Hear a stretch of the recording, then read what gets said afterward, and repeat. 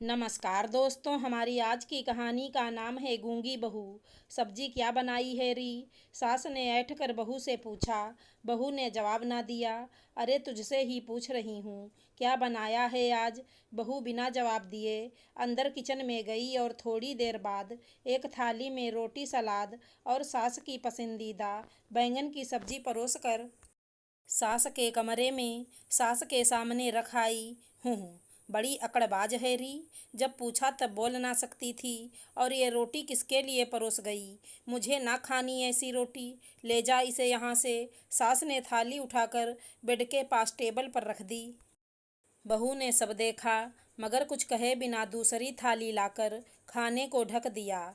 दोपहर गुजरी, शाम आई। खाने को देख सास का मन तो ललचा रहा था, मगर असली अकड़ तो सास में भी थी। बहू को इंसान न समझकर कुछ भी अनाप शनाप बोल देने वाली सास बाद में भी बहू से ही अपेक्षा रख रही थी कि बहू आए और सास को जी जी जी करते हुए फिर से अपनी बेइज्जती करवाए। लेकिन इस बार बहू ने तय कर लिया था, अब वो एक चुप रहकर अपने फर्ज निभाएगी और चाहे कुछ भी हो लेकिन मुंह नहीं खोलेगी। देखते देखते रात हो गई।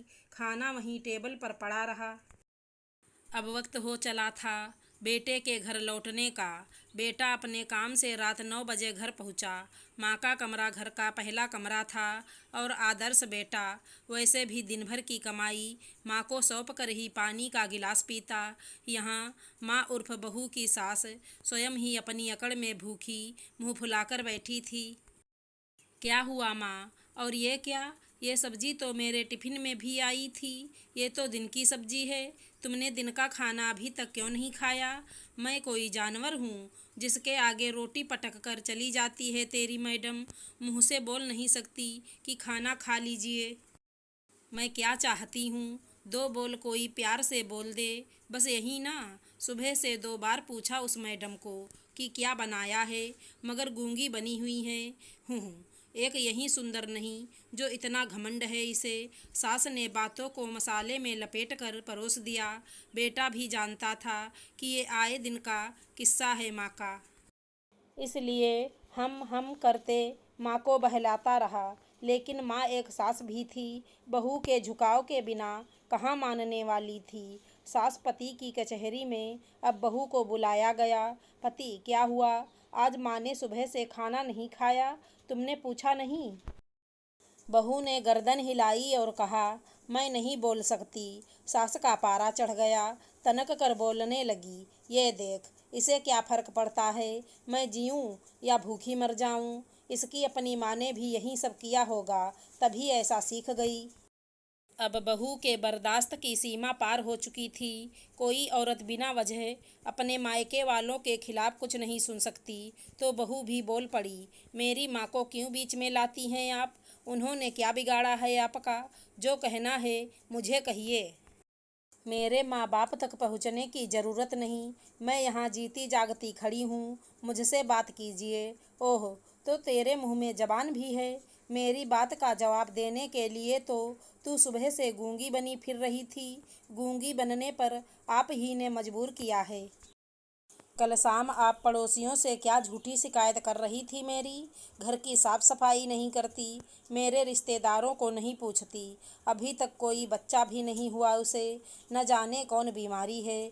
मायके वालों ने भी फ्री फंड में भेज दी, न दान न दहेज कोई। कब नहीं पूछा मैंने आपके रिश्तेदारों को?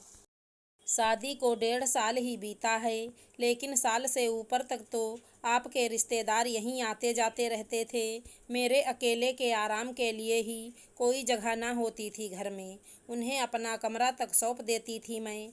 अब जब मेहमान इतने दिन, महीने, साल तक आते जाते रहेंगे और हम पति पत्नी को अलग अलग कमरों में रहना पड़ेगा, तो कहाँ से गोद भरेगी मेरी?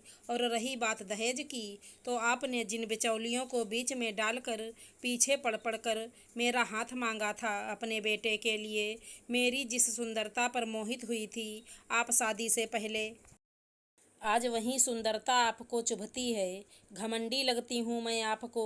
आपके उन बिचौलियों से पूछिए। उन्हीं ने कहा था कि आपके वचन हैं कि मेरे घर में सामान की जगह नहीं, इसलिए कोई दहेज ना दें, बस बेटी सौंप दें। तो भी मेरे घर वालों ने मेरे लिए लाखों की फिक्स डिपॉजिट करवाई है।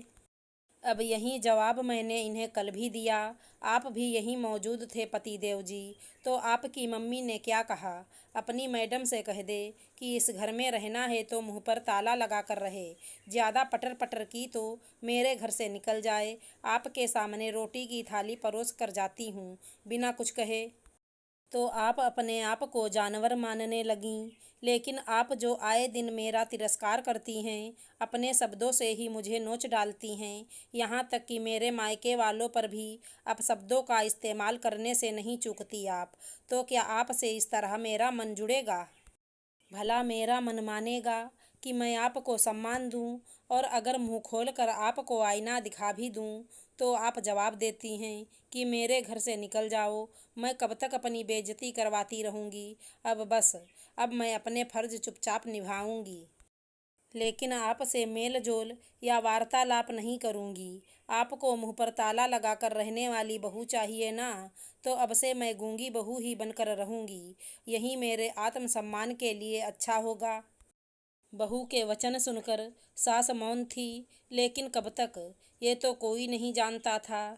आशा करती हूँ हमारी कहानी अच्छी लगी होगी। धन्यवाद दोस्तों।